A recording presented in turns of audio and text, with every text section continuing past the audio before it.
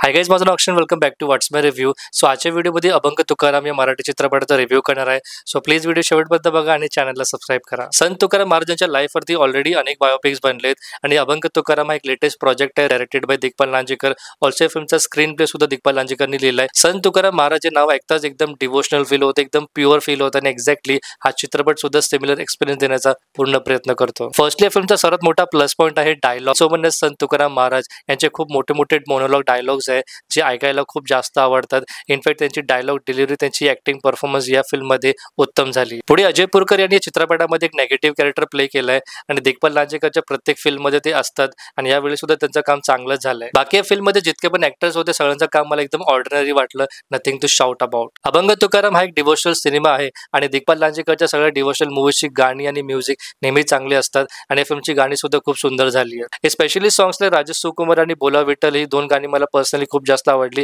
यांचं कंपोजिशन खूप चांगलं झालंय. देवाप्रती संत तुकाराम महाराजांची भक्ती, स्वतःच्या घरच्यांचा विचार न करता नेहमी लोकांच्या भल्याचा विचार केला. स्वतःच्या लाईफमध्ये किती प्रॉब्लेम्स आले तरी तोंडावरती आणि मनामध्ये फक्त एकच नाव, पांडुरंग पांडुरंग.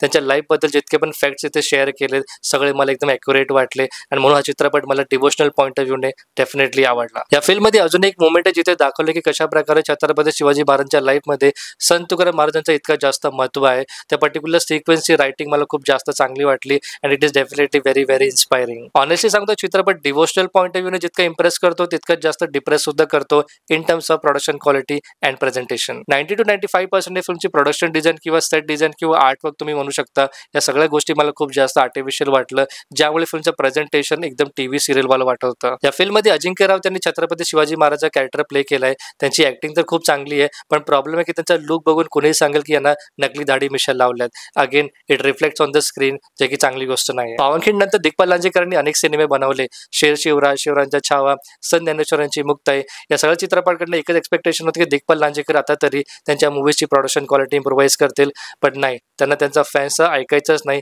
आणि पुन्हा एकदा त्यांनी सेम मिस्टेक केली. इनफॅक्ट दिग्पाल लांजेकरची प्रिव्हियस फिल्म म्हणजे संत ज्ञानेश्वरांची मुक्ताई, या फिल्मचं तरी प्रेझेंटेशन बऱ्यापैकी चांगलं होतं, पण हा चित्रपट त्याच्या कंपॅरिझनमध्ये it really disappoint a lot. Abhang Tukaram हा चित्रपट कॉन्टेंट वाईज तर एकदम रिच आहे, पण फिल्मची प्रोडक्शन क्वालिटी, कलर ग्रेडिंग आणि बाकी टेक्निकल गोष्टींच्या बाबतीत हा चित्रपट डेफिनेटली एक डाऊनग्रेडिंग एक्सपिरियन्स देतो, ज्यामुळे फिल्मला मी आउट ऑफ 5 ॲटलीस्ट 2.5 ची रेटिंग देईल in terms of production quality. But from a devotional point of view at least या फिल्मला मी आउट ऑफ 5 3 किंवा 3.5 ची रेटिंग देईल. बाकी तुमच्यापैकी जर कोणी हा चित्रपट बघितला असेल, तुम्हाला किती आवडलाय कमेंट सेक्शनमध्ये एकदा नक्कीच सांगा आणि व्हिडिओला शेवटपर्यंत बघण्यासाठी मनापासून धन्यवाद.